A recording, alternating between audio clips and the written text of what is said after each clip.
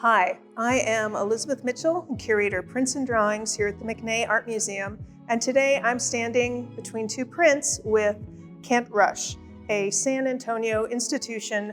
Not only is he a printmaker and an artist, but an educator. He's taught almost everyone, it seems, and he knows absolutely everything about lithography. Well, to begin with, I have to say that I love lithography and I love 19th century lithography, and the two people that I look at most are Daumier and Toulouse-Lautrec. The other thing we have to realize about this print is only done 36 years after lithography was invented. And you know, most printmaking processes are physical. It's a physical thing that separates what prints and what doesn't print. And lithography is a chemical separation, so it's a very sophisticated and a very subtle process, but they had totally mastered it. And so not only am I in awe of Daumier's draftsmanship and his ability to draw so quickly and so expertly, but the printing at that time was just amazing. These guys were printing these in newspapers, so you can imagine what the volume was.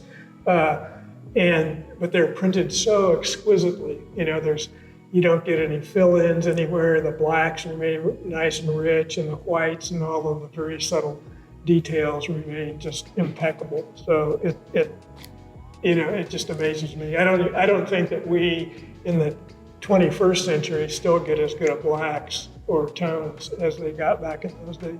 Daumier, I think, is known more for his gestural drawing, and this is an old book, The Natural Way to Draw by Nicolaides. So he has all this stuff on expressionist drawing, and he uses Daumier as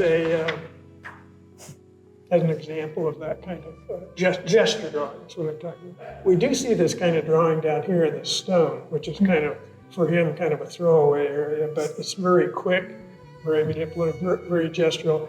The rest of the drawing of the figures and stuff, especially the main figure, is very kind of consolidated and well-developed and a little bit more conservative. He's definitely, he's using high contrast here. He's got the white shirt, the white hat, dark pants.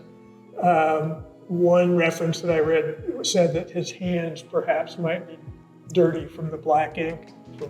Scraping and scratching was used a lot in 19th century lithography. It was kind of like scratch board.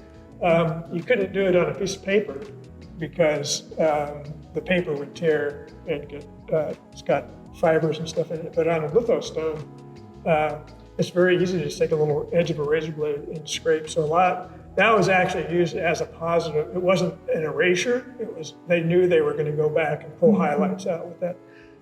I also thought just politically, it was interesting that he's got the printer there, not the publisher. Right. Because it's the publisher actually that's asking for the freedom of the press. And the printers are just printers. Printers are never just printers. So he's bringing in the proletariat here to... He's making printmaking a working class issue. Exactly. Yeah, absolutely. Well, thank you, Kent. And thank you for joining us at this episode of Between Two Prints, and we will see you again soon.